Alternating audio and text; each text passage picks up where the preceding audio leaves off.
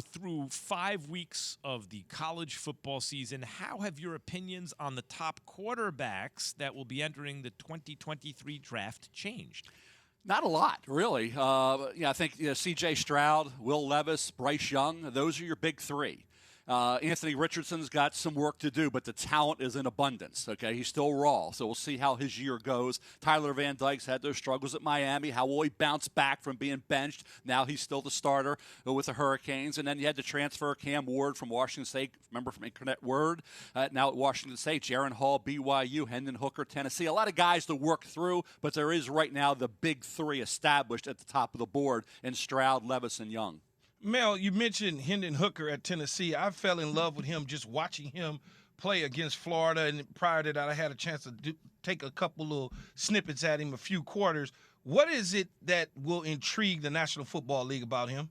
He can spin it, Key, and that's the thing. The offense, I think, is tailored to the quarterback. Josh Heupel's done a great job, no question about that. Cedric Tillman, a little injured right now, has been an outstanding receiver for him. But he looks so confident in that offense, and they've tailored to him. And they've made him great in that offense, considering what he had been before he got there. So I think these 2 years at Tennessee have made him a guy that people have to look at. And obviously the All-Star game is going to be important to see how he handles all that. He's in that next tier. And it's right after those top three. That next tier is still really not defined yet. So he has an opportunity the rest of the way. He's got some huge games on the horizon. This is an outstanding football team, and he's going to be on center stage a lot and be evaluated a lot. But when you can spin it like he can, and you can move like he can, Hendon Hooker is going to draw a lot of interest, and I think there are a lot of eyes on him moving through this draft process. Mel, as I look at these quarterbacks that have come out in the NFL over the last couple of years, on the smaller side, not the 6'4", back of the hair guys that drop their back foot and let it rip. You're talking about smaller statue guys. Kyler Murray comes to mind. Baker Mayfield's smaller, a little thicker. When you start to look at this, how does this play into the way that Bryce Young is going to be looked at now, given that right now these guys aren't having the success that most people thought they would have? Okay, it's a great question because, you say small or are you just short? Remember, Russell Wilson was 5'10" ¾ but he was a strong, compact 5'10" ¾ Same thing with Kyler Murray.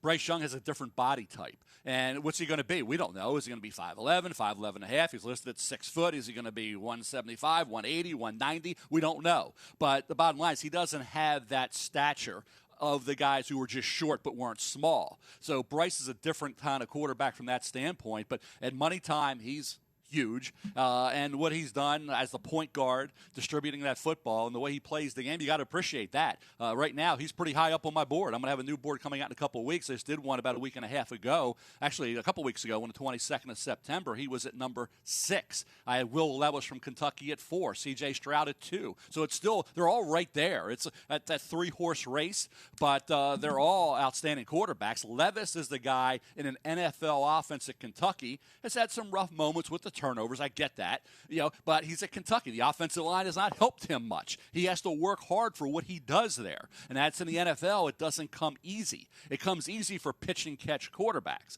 It doesn't come easy at Kentucky, and that's going to help Will Levis transition quick into the NFL. So he's the kind of guy I would say if I had a bet on who's going to be the number 1 pick in the 2023 NFL draft right now, guys, I would bet on Will Levis from Kentucky. Mel Kiper Jr., ESPN senior NFL draft analyst, and my guy joining us here on Keyshawn, JWill and Max.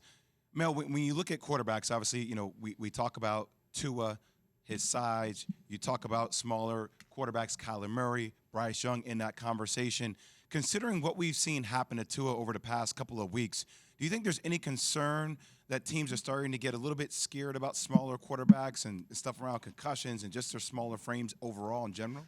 It's something they'll think about. I don't think it really is something with Tua that you could say, well, the smaller quarterbacks, there's that concern. They're protected so much in the NFL. If they handle themselves, it was just unfortunate what happened. I mean, those things are going to happen to quarterbacks. Joe Burrow spoke about that the other day. So it's just unfortunately part of the game, as they say. They have done everything they can possibly to help with the low hit, the high hit, any hit on a quarterback. Some are protected. Josh Allen's not protected basically at all, and then he gets the rough in the pass for everybody in Baltimore screaming that it was a horrible call once and it cost the Ravens. But the bottom line is the bigger, stronger Lamar Jackson's not protected as much. The guys that can run, the big, strong guys like Josh that can move like he can, they're not protected as much. The smaller guys maybe are protected a little more. I don't know. All quarterbacks are protected as much as possible. They want these nothing's worse than an NFL game without the starting quarterback. It's unwatchable. So they want these quarterbacks upright, doing their job at a high level from the start of the year until the Super Bowl. And they'll do everything they can to make that happen. So I don't think the size of the quarterbacks now, in fact, we don't even talk about size much. Now with Bryce, it's going to be discussed a little more because he doesn't have that Russell Wilson, Kyler Murray frame. But in terms of worrying about injury, guys, I don't think that's a big factor. Mel Kiper Jr., ESPN senior NFL draft analyst, with us here on Keyshawn, JWill and Max, ESPN Radio, or you might be listening to us on the ESPN app. Take us with you wherever you go. Listen live. Hey, has Will Anderson lived up to the billing of the top guy on your big board so far, Mel? Well, on the big board, yes, because he's such a great kid and he produces. Now, you talk about, is he?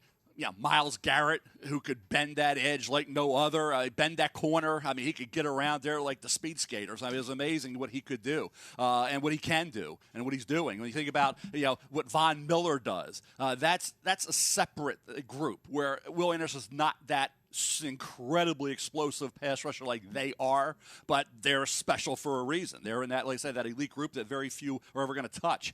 But he's number one on the board. Will he be the number one pick? Pass rushers and quarterbacks are going to go, guys. And if he's there, and then if the team needs a quarterback, they're going to take C.J. Stroud or Will Levis or Bryce Young. We know that. But if you have your quarterback and there's not a trade possibility, you don't want to lose a Will Anderson if he is evaluated as that elite player by the time we get to late April. You keep the pick and you take him. So that's the position of great need, and everybody wants it, and he's right there, and he's a great kid, and he'll make everybody around him better as he does, and he'll make your team better. He'll finish games. He'll close out games. He won't do it to the level necessarily of Myles and Von Miller, but like I say, very few, if any, will do that to that level. So I'll say right now it's between him and those quarterbacks to ultimately be the number one pick overall. Thanks for watching ESPN on YouTube. For live streaming sports and premium content, subscribe to ESPN+.